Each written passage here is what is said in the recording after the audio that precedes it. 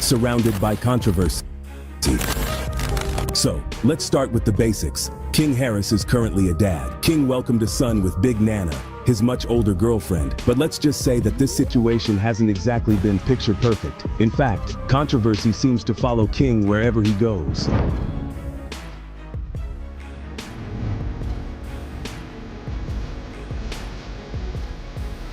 Now, the internet is buzzing with a new set of rumors that have fans raising their eyebrows. Man, that is crazy, of a leaked man. tape that allegedly shows King on the down low, as they say, implying he might be playing for the other team. And y'all, this is where things get really messy. Some sources are even suggesting that the whole pregnancy situation with Big Nana might have been a cover-up to hide his true bedroom preferences. I mean, let's be real. The age gap between King and Big Nana has always had people side-eyeing their relationship. And with all these allegations now coming to light, folks are starting to question everything. Even when T.I. first announced that King was going to be a dad, people couldn't help but notice that he didn't exactly look thrilled about it. In fact, some say he looked downright disappointed. And with all this new drama, it's making people wonder if T.I. knew more than he was letting on. Rumors surrounding King Harris's paternity. If you thought the drama couldn't get any messier, buckle up, because it's about to take another wild turn. Alongside the swirling rumors about King Harris's alleged secret lifestyle, there's now speculation that King might not even be the father of his youngin' with Big Nana. Is it me? But should have King did a DNA test from the jump? As soon as that baby dropped, they should have got a DNA test. Or you can still do a DNA test while the baby is still in the womb. It all started when TikTok blew up with a video claiming that T.I. was upset after a supposed paternity test revealed King wasn't the father of the little one. Word on the street was that T.I. wasn't just disappointed in King's life choices, but now he's allegedly dealing with the fallout of these paternity whispers. So Tiny and T.I.'s son King was not the father of that girl child. They did all they had that big baby shower, all that maternity shoot. He ain't even the pappy. But wait, things get even more complicated. Tiny Harris, King's mom, stepped in to shut down the rumors in true Tiny fashion.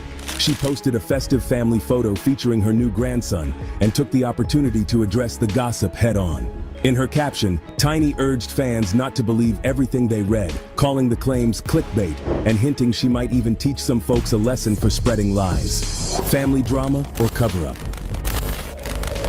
Here's where the story gets even murkier. King's big sister, Zonique Pullins, also chimed in, sarcastically tweeting, "What street this word come off of Chile?" But despite the Harris family rallying behind King, many fans still aren't convinced. After all, where there's smoke, there's usually fire, right?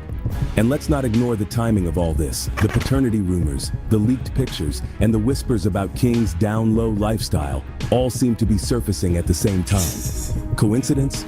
Some fans don't think so. A family trying to protect King's secrets? As the speculation continues, many are starting to wonder if T.I. and Tiny's recent efforts to squash these rumors are more— It seems there's been some buzz surrounding rapper T.I. and his son King Harris, involving rumors about King's personal life and allegations of leaked photos. Speculation has also arisen about whether T.I. has disowned his son due to these events. However, it's important to approach such sensitive topics with care, as rumors can often be misleading or exaggerated. Protecting King's image than anything else. Could it be that the Harris family knew these tapes and allegations were going to come out eventually and decided to get ahead of the story? Man.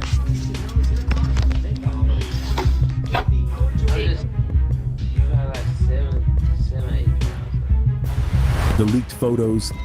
I ain't gonna lie, man, they do kind of seem a little weird, man, for real. Like, he ain't even like hugged up with her or nothing, ain't kissing on her or nothing with these pictures. It's just like they just put them next to each other so it look like something. Like, if you really like with somebody and y'all like having a baby or something, be hugging on her and stuff, you know what I'm saying? Possibly like kissing the belly for the photo or something, you know what I'm saying? They ain't gonna lie, dude seem staged, they ain't gonna lie. The paternity rumors and the questions surrounding King's relationship with Big Nana have fans side-eyeing the whole situation.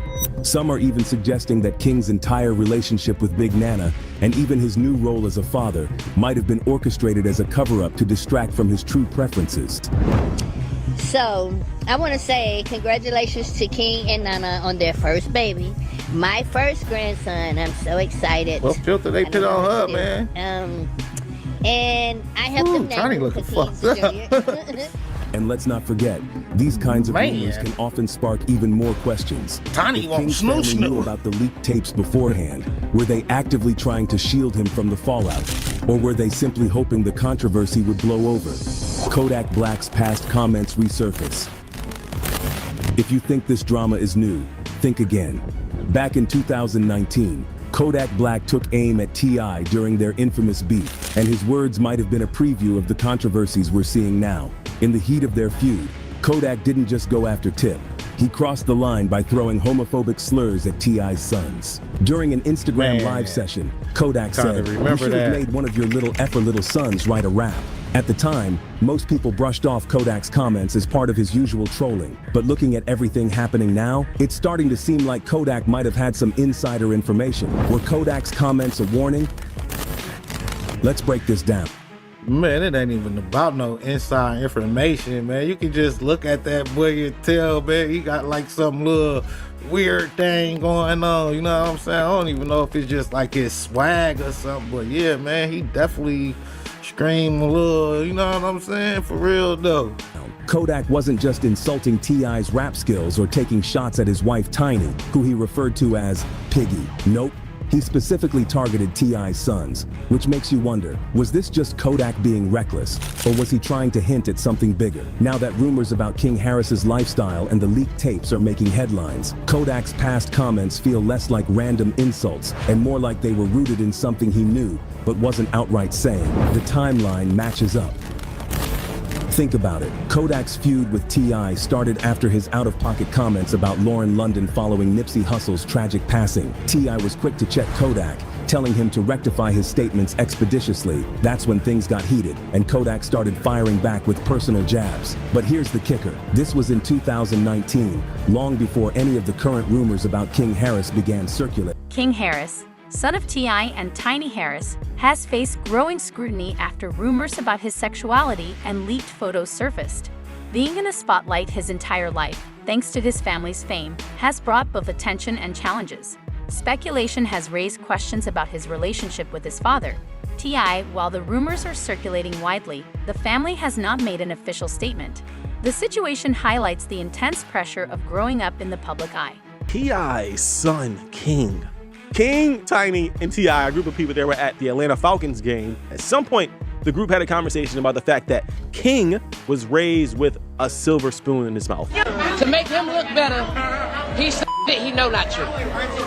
Silver spoon, I ain't never ate with that day a day in my life. So that little bit that y'all heard, it got way worse than that. Like at some point, it seems like they got into like an actual fight. There's multiple things I want to point out in this video. One, King goes, I ain't never ate with a silver spoon. What's that? It ain't a literal silver spoon. It's a figurative term. King was born in 2004. By the time King's crusty ass came out, T.I. was already rich, and we all got to watch the kids grow up on television, so I'm the fuck confused. Kick his ass out, cut off all the funds. He ain't gonna have nothing else to do. You wanna see what roaches look like? Go see him hang out with them. The controversy around King Harris began with rumors about his sexuality, which quickly sparked debate among fans who followed his life in the spotlight. Things intensified when King was rumored to have had a child with a woman named Big Nana, leading to questions about the child's paternity. The situation escalated further when explicit photos allegedly involving King began circulating online, adding more drama to an already complicated narrative. Some took a more empathetic tone, suggesting that T.I. has done all he can as a father and that King must now learn his lessons the hard way. T.I. is going to have to let him fall on his own. All he can do now is pray for him. One particularly poignant comment read, "For T.I., watching his son throw away the opportunities he worked so hard to provide must be heartbreaking." While T.I. has had his own share of legal troubles, he has always emphasized the importance of breaking the cycle for the sake of his family. Seeing King disregard these lessons in favor of a persona rooted in rebellion and recklessness has likely pushed T.I. to his breaking point. According to sources close to the family, the alleged photos of King in intimate situations with other men quickly went viral, sparking strong reactions from fans and the media.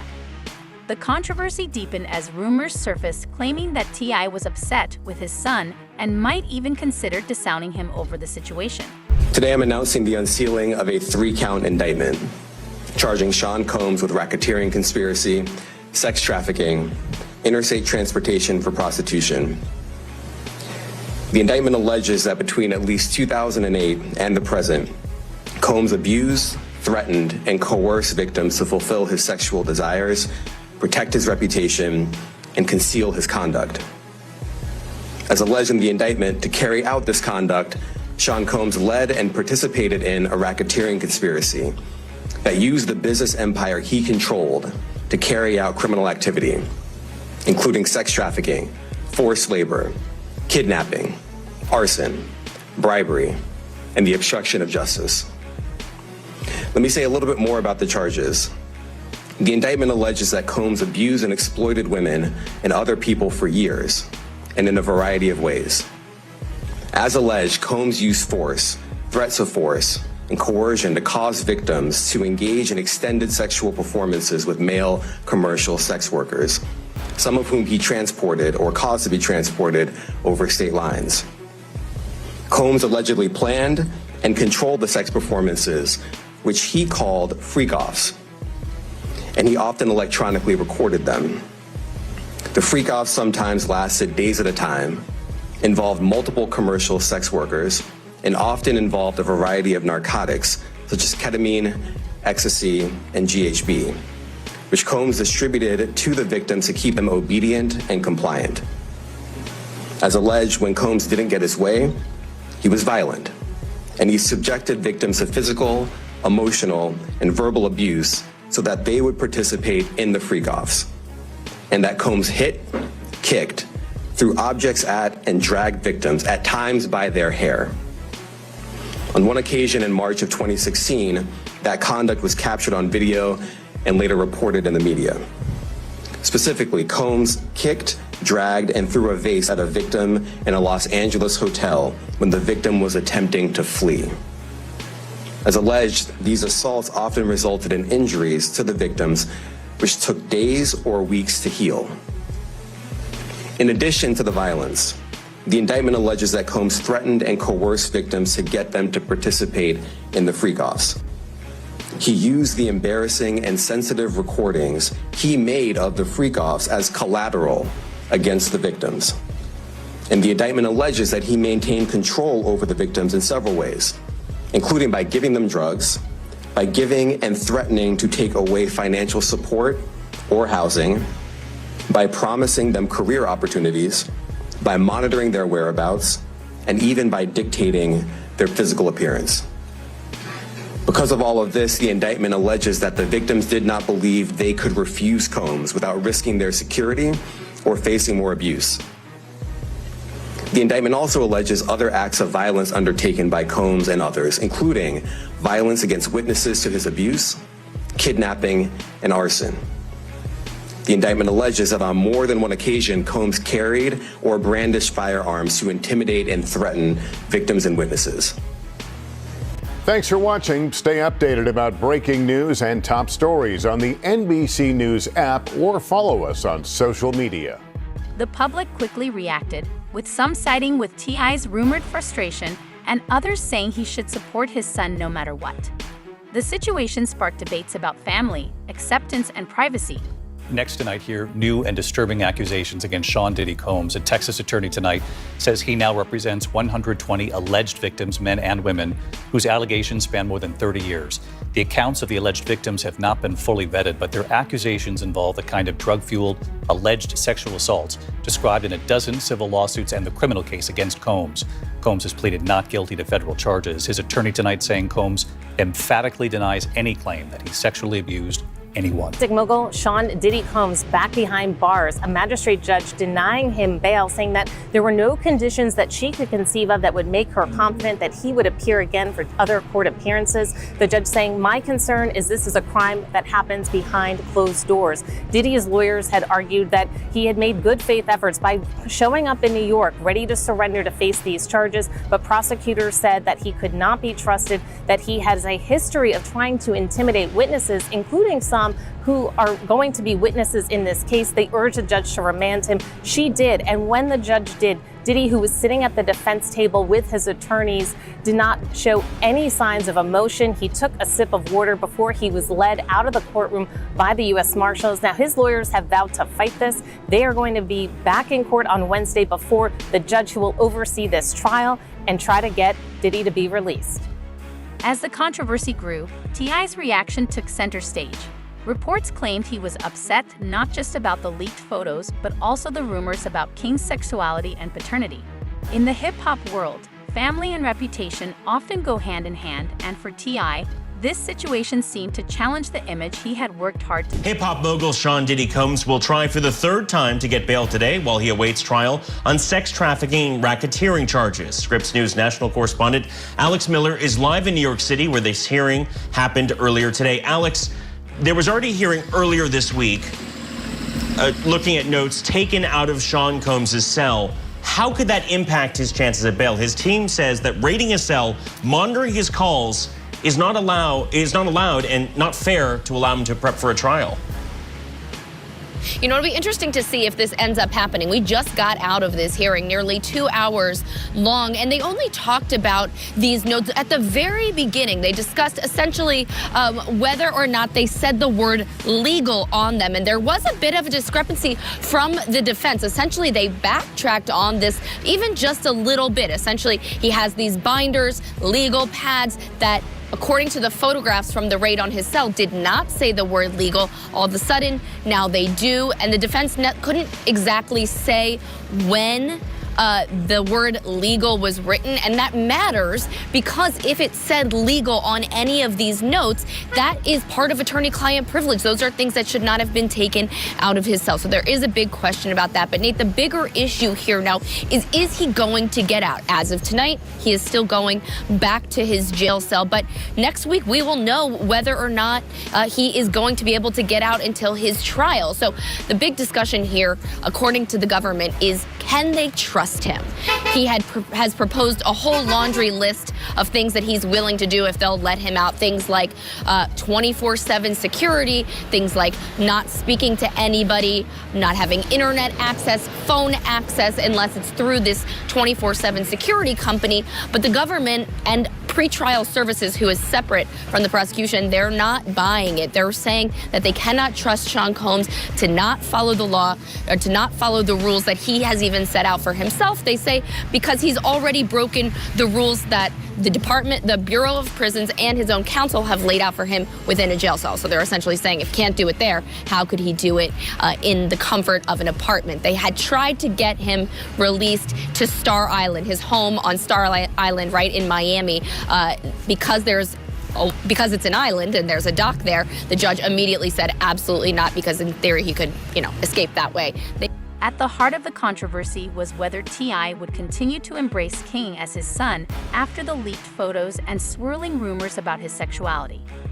The situation suggested a strained father-son relationship, leaving many to question if T.I. could disown his own child, a thought that seemed unimaginable to most. I really think he's a flight risk, but that is a concern. So what his defense team has now proposed instead is bringing him to an Upper East Side apartment, a 3-bedroom apartment where they say they would have 2 security guards inside of his apartment at all times, 1 downstairs. Again, the judge has not really said whether or not he is keen on this. He didn't really disclose if he's leaning one way or another, but he did ask a lot of questions about what that would look like. Again, the government not buying it, as well as pretrial services, which is the organization, the department that would have to make sure that everything was on the up and up.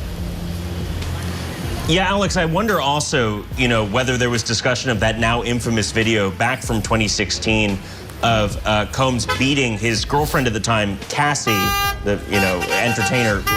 Did that get discussed at all in the hearing today? It did, because the defense is saying that the prosecution basically took the video that CNN originally published and gave it to the judge in that exact form, which is that it was edited down and they say out of order. They say essentially that the video ends with Cassie being dragged back to the room. They say that's not how it happened. They say it's important to know that that is not how it happened. But according to the defense, they say, or according to the government rather, they say it doesn't really matter because what you can see is what happened there. Her getting beaten up, her getting kicked, all of these violent things in nature. And what I don't think has been reported enough is that the allegation here isn't just that it was a squabble between the two of them, that what the defense calls a lover's quarrel, but that inside the hotel room down the hallway, that there was a male sex worker there that was part of these freak-offs. So it's not just about the abuse that happened in the hallway, but the prosecution wants to bring this into evidence because of what was actually happening inside of that hotel room. Now, the defense maintains that that wasn't the case. They maintain that the fight actually happened because he was just trying to get his phone and clothing back. But even still, this video was even used today in the discussion about how violent they believe Sean Combs is and why he cannot be released on bail. Yeah, Alex, I read about 90% politics all day long, but I mean, this is one of the stories that, you know, breaks through, especially coming from the entertainment industry. Such a big entertainer for such a long time. Safe to say that this story not going anywhere anytime soon. National correspondent Alex Miller live in New York. Thanks for the insight. After all, T.I. has always been vocal about his love for his children and his commitment to protecting them.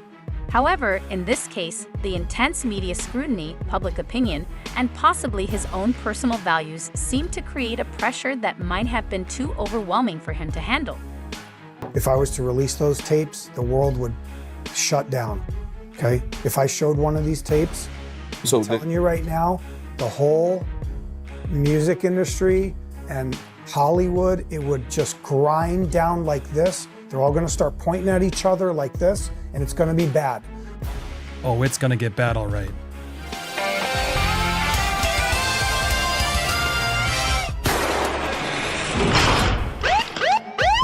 Welcome to Popcorn Planet's Diddygate coverage. I'm Andy Signor, and there's been a lot of talk about this alleged memoir from Kim Porter. Her family is now deeming that it's fake. Diddy's own lawyer saying it's shameless, it's a scam. Amazon has actually pulled it because of Sean Combs' kids saying that it's fake. But now the author has gone and broken his silence and done an interview with The Art of the Dialogue. And it's pretty damning, guys. It's pretty fascinating. Now, look, I'd love to get this guy on the show. We are trying our best. This is the author.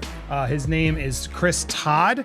And he's here talking about a lot. We're going to go through some of these clips, and we're going to break this down even further in our live later today. There's also Jaguar White right out there doing a lot of stuff. We got so many updates, guys. If you haven't already, make sure you're subscribed. Hit that bell for all alerts. Smash that all so you get notified. And when you get notified, hit that like and leave a comment down below. Helps get these videos in the algorithm, and it's important we get this stuff out there. Now, do I believe this guy? I don't know what to believe, but man, Art of the Dialogue, the guy who's interviewing here does not. He gets extremely defensive. It's kind of a hard watch. I'd love to have Chris on, and we're reaching out to him. Chris, come on the show.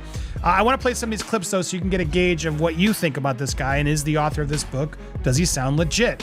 Here's some clips. Here's Will and Jada mentioned. Can you explain how the alleged memoir portrays the nature of Kim Porter's relationship with Diddy? Was an open relationship mentioned in the book verified by any source close to them? About their sex life? An open relationship. Means a sex life. Yes, we have sources, and multiple sources said they had an open relationship, yes. She says it too, so I'm going by what she's saying. She's saying they do. And that they have threesomes with multiple celebrities. They're listed in the book. So yes. Am I gonna go to Will Smith and Jada and ask them that? No, I'm not. Okay. Okay. So. Am I gonna ask Jamie Foxx that? Could you pull that up for me? I want to show you something. Sure. Now, again, you got to remember, this is a book that he got allegedly through a thumb drive, a USB drive stick that has not only Kim Porter's alleged diaries, but tapes and evidence. And he was given this after Kim's passing in a way to sort of get the truth out there by others. That's ultimately what this is about. Now, this guy's written some other books, other crime stories, etc., and that's ultimately, I guess, why he was selected. It's still a little confusing to me, but here's some more. Will Smith coming up again. These are serious. Breaking news, the Department of Homeland Security has just confirmed to CNN that federal law enforcement agents have raided properties owned by musician and producer Sean Diddy Combs. Let's bring in CNN security correspondent Josh Campbell and CNN legal analyst Joey Jackson. Josh, let me start with you. What do these raids by federal agents in multiple locations tell you about the seriousness of this investigation? Yeah, Wolf, a very significant development here, seeing this law enforcement action taking place. I'll point out, just to be clear at the outset, we don't know that Sean Diddy Combs himself is the subject or target of a federal investigation. So it's just worth pointing that out at this hour. But what we do know is that two properties associated with him, we saw the feds descend on those properties. We saw on aerial footage, federal agents both here in the Los Angeles area as well as in Miami at those residences. Now, the Department of Homeland Security, their what's called HSI, Homeland Security Investigations, gave CNN a statement. I'll read you part of that when asked about what this activity is. They say that earlier today, HSI New York executed law enforcement actions as part of an ongoing investigation with assistance from HSI Los Angeles, HSI Miami, and our local law enforcement partners. That is it, confirming that they are conducting what they're deeming law enforcement action, which could indicate search warrants being conducted there, could indicate arrests being conducted. We just don't know at this hour specifically what that law enforcement action is. It is worth pointing out, though, that Combs himself obviously has faced significant legal woes in recent months. I'll give you just the highlights of what actually occurred.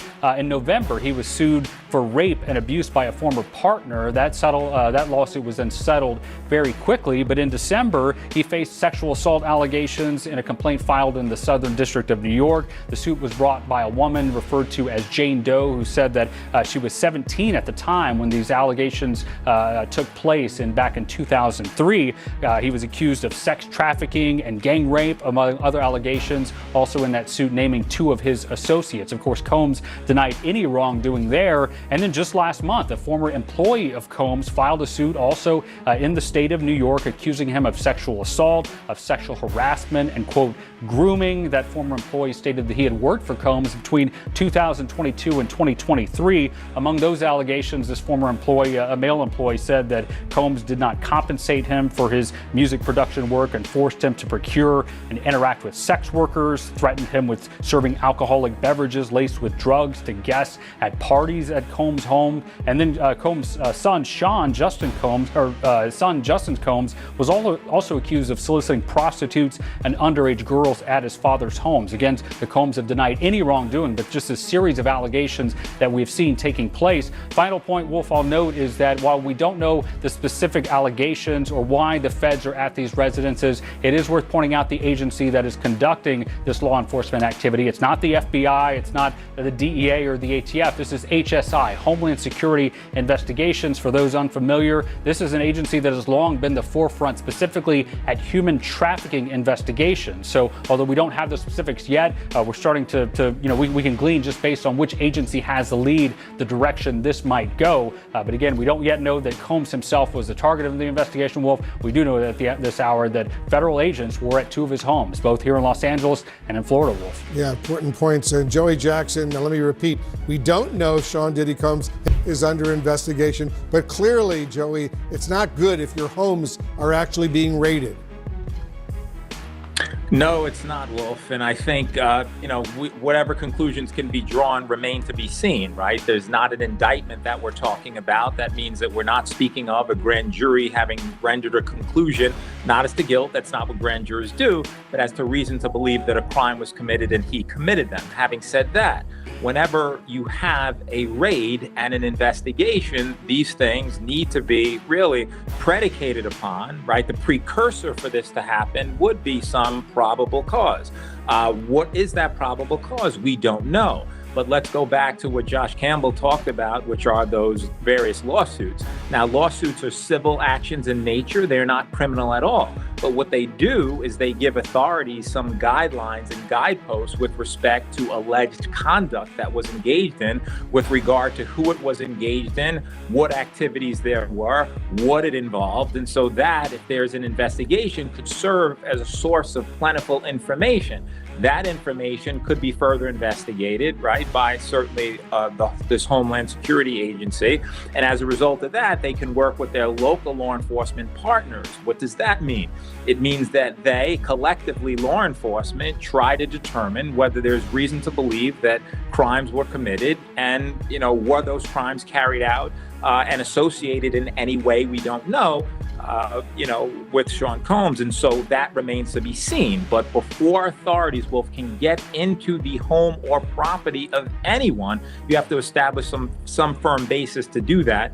And that is what at least we can conclude, that they had reason to believe that there were crimes involving sex trafficking, apparently, and that these areas potentially can give more information with respect to the specifics. And I think they would be looking for computer devices and other devices which would seem to indicate or give information as to whether there was any criminality very early in the process, but certainly we know that these have been carried out, and we'll see what, if any, information is gleaned to be suggestive of any criminality. Very interesting. Josh, let me get back to you. You know the FBI very well. Under what circumstances would raids like these be conducted? Well, this would require, if it is indeed a search that's being conducted, it would require federal officers, in this case with Homeland Security investigations, going to a judge and seeking a warrant, indicating that we believe that evidence of a crime could be located in these residences. And then this third party, an independent judge, has to approve that warrant. And then you see take place what's happening now on our screen. I particularly want to focus on, you see that large RV-looking vehicle there. This is the mobile command post that federal agencies will send whenever they're going to be somewhere, likely for a long time. I mean, if you look at these residences, we're talking about very large estates. And so, as Joey was mentioning, something as simple as a thumb drive or anywhere where electronic media could be stored, if it's on that warrant, authorities can search that